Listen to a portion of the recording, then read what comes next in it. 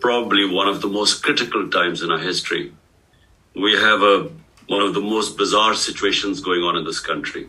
There was not the one assassination attempt. I received 3 bullets in my leg, which were meant for the top body. You see, my government was removed by the ex-army chief because the military establishment is very powerful here. So he conspired with the people who are in power right now.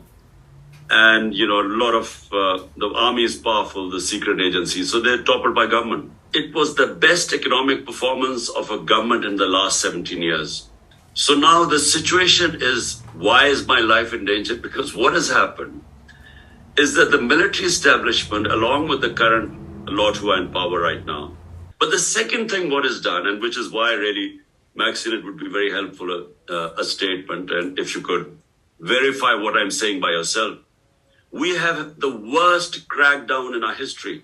No democratic party has ever had such violation of the fundamental rights. What we want is from you simply find out by yourself, but this will be, you can find out that what is going on is unprecedented. So we would appreciate here, because it makes a lot of, it goes a long way when someone like you, Maxine, when you give a statement, and all we want is the rule of law, the constitution, fundamental rights. We just want a statement highlighting what is happening.